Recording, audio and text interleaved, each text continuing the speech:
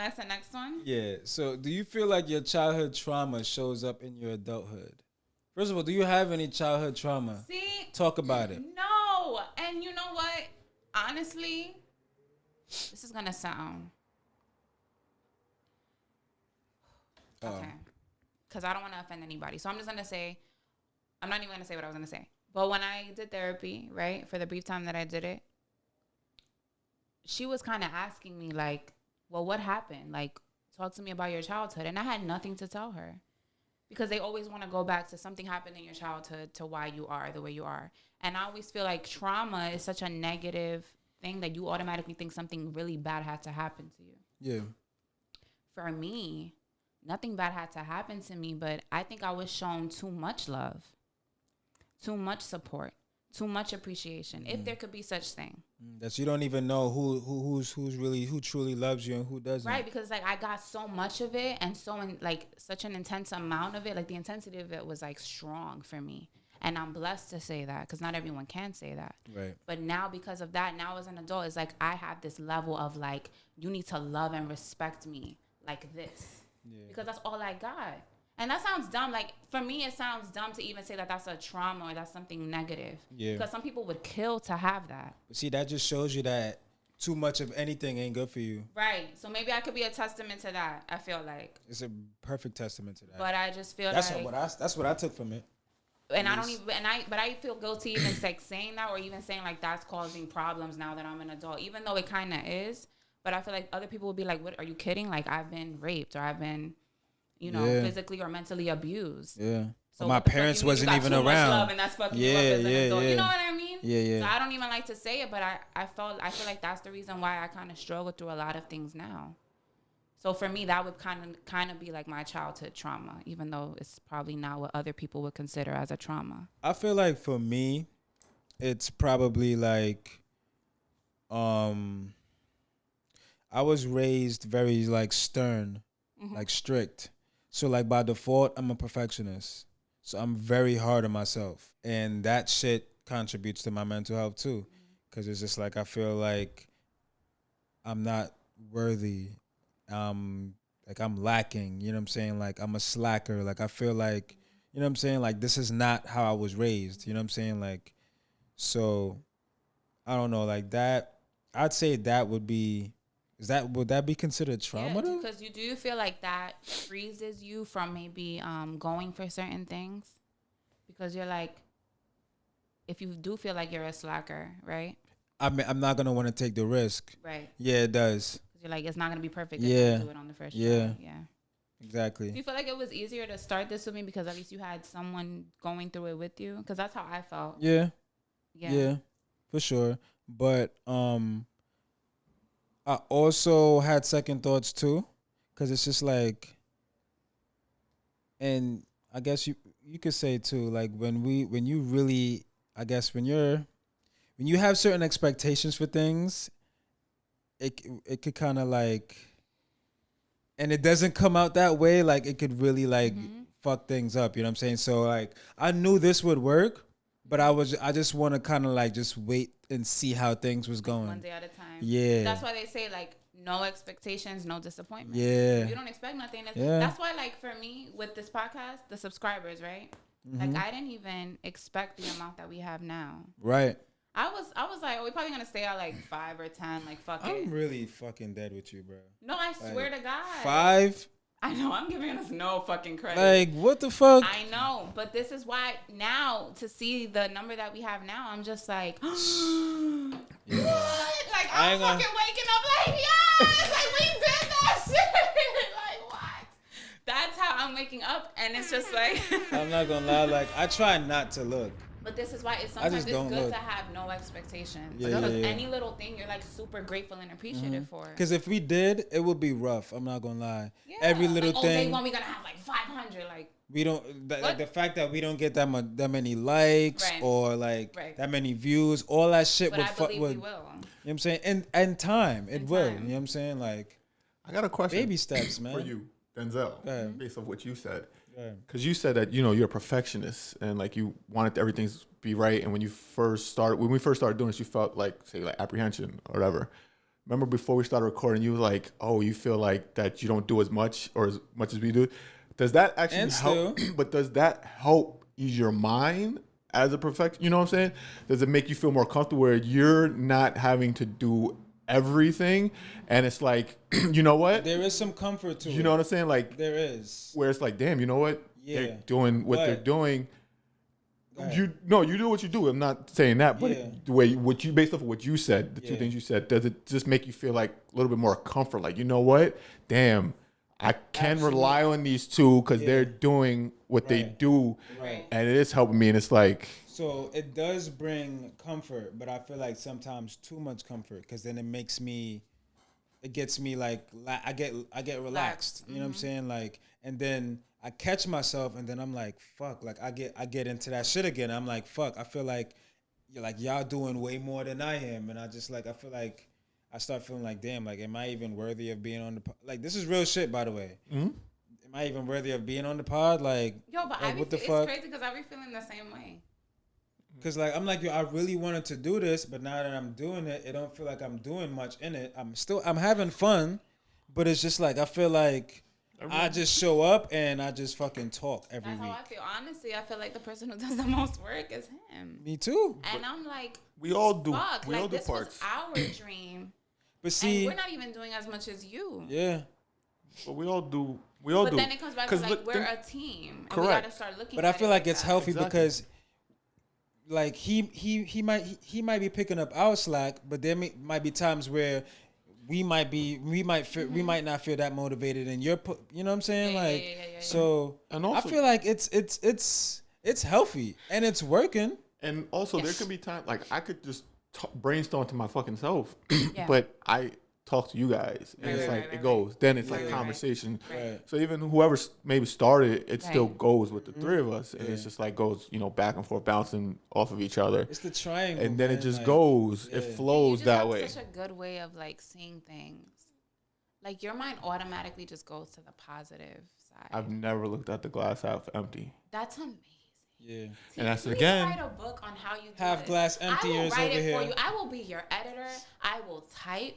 All you have to do is sit but and talk. You know what? That is a book. Can I share my childhood trauma? I don't want to call this trauma. Yes. But it's just the way I was raised that affected me as I got older. Okay. One is I never heard I love you from my mom. I don't say never, but I didn't grow up hearing I love you from my mom. Mm-hmm. So just growing up, telling people I love you and all these sort of things has always felt weird as hell to me. Awkward. I can tell. It's the weirdest thing to me. Like, you know what I'm saying? Even though when I do love someone, I feel it. But to really, so a lot of times say it is like a weird thing. It's not a trauma, but it's something that happened in my childhood growing up. That where affects you now. It's just something you're not used to. Correct. From my mom. And it was also my grandmother, who was like the two people who I loved the most in my life, didn't say it. We just didn't say it. It's not like I never felt it. Unspoken thing that Correct. You knew. I felt it. I didn't say it. And there was times in relationships where I'm like, yo, of course I love you. I feel this way. Like, why do I have to tell you? You don't feel it? Did you feel uncomfortable saying it in your relationships too? Not all of them, but there would be times where it's like, yo, you should just know I love you. Okay. You know what I'm saying? Respecting, like it goes without saying. It goes without saying. It's like an expectation. Correct. Damn, you know what I'm saying? To someone who's heard it every day, especially in the Spanish community. To you, yeah, it may be like, wait, I need to hear it. I need to hear it. Exactly. I cannot get off the phone with my mom if I don't say I love you. Like that don't even like we just don't do that. Like it's just be like, yo, peace. I love you too. I'm not gonna lie. Boom. That's always been a thing too with me and my mom. Like even though I wasn't around my mom a lot, like I always said like I love you. You know what I'm saying? Yeah. Like now I may feel what you feel with my dad. I'm not gonna lie, because we've said it before, and I know my dad loves me, and I love him back. He knows that, but we don't say it enough. Like how me and my mom now, we say it every time we get off the phone. Yeah. Every time, like. How does that make you feel? We'll go back and forth. Like I love you. Does it bother you that you don't say that to her? No, it's normal. And like there's literally a handful of times a year my mom will say it. Well, we will say it to each other. And like I notice those times because it's so weird to me. You know what I'm saying? Yeah. Like I learned saying I love you from being in relationships with females. Really not from my mom. Yeah. My father wasn't there. And not to say that this is a whole stranger, but this is somebody that you didn't even know once upon a time. And now you're so comfortable telling them that you love them rather than the person who freaking gave you life. Yeah. But the funny part is I never once ever doubted that my mother loved me. Yeah. Okay. It was just always there. Yeah. So that's why I say it's not a trauma, but it's something from my childhood. It's just something you're not used to. That shaped who I am now in the present when I'm dealing with relationships with people. Right. If you had children, if you had children, would you feel the same way with with them too? I would. I would try to love them. Do you have like nieces and nephews? Like, so crazy? So we're Aiden, right? My nephew Aiden. I tell him I love you a lot. I just be like, But it's nothing to you. You know what it is? I think it's just me subconsciously thinking like, my mom didn't say it to me. You don't want Aiden to be you. Yeah, I don't want to be like, I don't want Aiden to be you. But also, he's talking about my nephew. Yeah, like my nephew gets the I love you. He gets love. I know. He does. Too much he doesn't. love. He doesn't. You don't want Aiden to grow up with like but you not getting. He's not. He's like a small fraction. Not correct. No. But he's a small fraction out of his life. Nephew's life. Okay. Whereas like my nephew has so many other people saying I love you all day long, even me included. Yeah. Okay. So it's like he got that down. If anything, my nephew will be the first one to be like, I love you. But I still say it to him just because it's like, you know what? Fuck it. Let me just express it to him because it is what it is. Yeah. My godson, same thing. Like, I feel like if you feel it, say it. Say it. Don't say it to get a reaction back. I never do. You know what I'm saying? Like, because a lot of people do that. Because a lot of people say it and they're like, damn, you didn't say it back. It's just like, that's not why. I mean, is that why you said it? Like, with the expectation of me saying it back? Yeah, they probably did. I feel like it's as simple as saying good morning. Like, if nobody answers, why are you taking that personal? You just said it just to let people. But I answer when I say good morning. I get it, but it's just like, yo, you're not saying it to get a reaction, like, and people don't have to answer to you, like. They could be going through some shit. But another one, my grandmother, my father's mother. Growing up, she lives in Florida, and she never even called herself our grandmother. She called her by what we call her. We call her Booby. And she would always just be in and out. Like, hey, Anthony, blah, blah, blah. She would always rush us off the phone or, like, in and out the house. She was always working. But now when she retired and is more of a slow pace, when I tell you, when I get off the phone right now and she says, like, I love you, the first time she said it, I was shocked. So that can happen, too, where you just get, like, it's just, like, one of those things. It's like, what the fuck? Like, because you're not used to hearing something. And someone says it, and it kind of scares you. Because I remember the first time she said it, I was taken aback. I was like, I never heard you tell me this. And I was in my late 20s. Right? Yeah. And I was like, okay, I love you. I was I didn't know how to react. It's weird. Because she was never the affectionate person. Right. So it was something, I didn't grow up with, like, affection. I didn't grow up with all these type of things. So it is hard when I'm in a relationship with someone that's really over. See, I got that I love you stuff from my mom and stuff, but I like you, I didn't get the affection and stuff. So, like, in relationships, I get a little weird too when it comes to, like, the affection part. Can we dive into that a little bit more? Because it's just like, it's not an excuse, but it's just that's like, what I'm it's saying. not. Like, it's not an excuse. All right. A serious question to everyone. Breaking barriers. That's to everyone or to both of you. If you can answer for men out there who probably, we'll get into it. When are you going to stop using the excuse of, like, me included, not even just men, everyone. When are you going to stop using the excuse of, like, but I didn't grow up seeing, or I didn't grow up hearing, or I didn't grow up doing, so now why is it like that? First, why is it like that? Because that very reason is why we see things the way we do in the first place. It's not like it's an excuse. It's kind of like defines us. Yeah, it's like it's just the default. You know what I'm saying? Like, if you tap me on the knee right here, I'm gonna kick. Like, it is what it is. It's not like I'm using it as an excuse. I'm just telling you why I can't express to you how I feel the way you want. That's like if I told you to tone down the amount of affection you show, tone down how much you say I love you. I was gonna say that. Yeah, I was gonna agree with you guys, yeah. Now, how How is that gonna work? I'll be like, what do you mean? Like, this is all I know. This is all you know. I can't dive it back. Like, I'm passionate. I'm intense. Like, that's where if you're the girlfriend and I'm the boyfriend and I'm lacking in areas of expressing how I feel about you, I feel like that's where you could, if that's all you know, you gotta teach. Well, not to say that you have to. No, I know what you mean. But if that's what you want and you want this to work, it's still a learned behavior. Yeah, like I feel like help me help you. Got it. Pour into me so I can pour back into you. Let's normalize that. That's a bar. Can we? Hello. I got you. Sorry, I thought you was about to respond. You was like, if the shit was right, no, because I thought she was about to respond. And I appreciate you, but if that shit was right here, it would have been like right there. I was waiting for her to make a response. She was like, I got it. My whole thing is like that goes back to women, or I'm gonna just speak for me, not wanting to be rejected. Like, damn, I have all this love. Now I want to give it to you. I want to show that to you. But damn, I know he's not emotional. I know he's not affectionate. I don't want to be rejected. So you know what? Fuck it. I'm just going to keep it to myself. And then that leads to resentment. But that's selfish. Because it's like we're in a relationship. Super if you want this to work, you cannot, not to say that you can't take things personal, but you can't let that affect how you feel going forward. As a woman, it's so hard to put our ego aside. I don't know what that is. Why do we have that? Because y'all don't have to deal with it. Y'all don't have to shoot y'all shot. But we don't have. Sometimes we do. Yeah, y'all don't. I mean, y'all be a little. Shout out to the respectful guys, but sometimes y'all too respectful. Y'all too like timid or whatever. We have to like kind of be a little more aggressive. It's rare, but it happens. This is a whole nother topic. This is a whole nother topic we ain't gonna go into. No, it's fine. But we do have to shoot our shot sometimes. No. How did we get here? I know. It was just saying how the way we're brought up will affect our relationship as we get older. Yes. Or the way we see things. Generally. The way we interact with other people. Yeah. It's normal.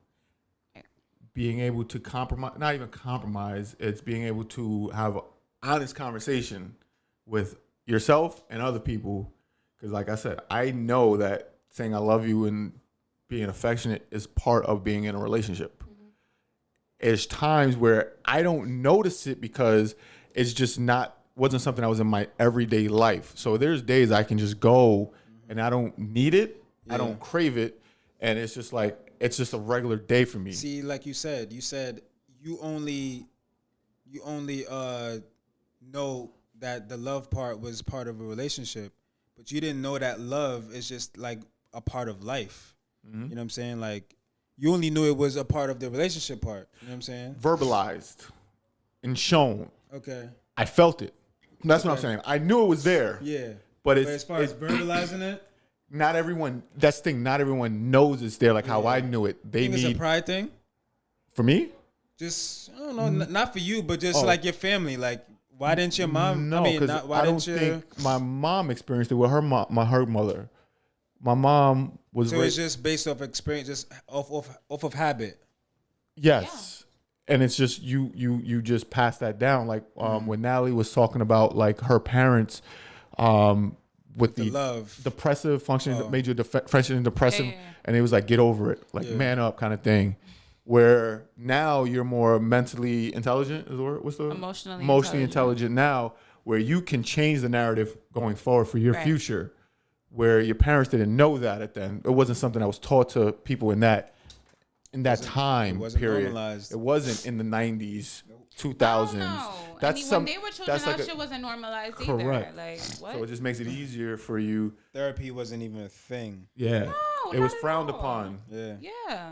So now you can change the narrative going forward for your family. Maybe we're too fucking emotional now.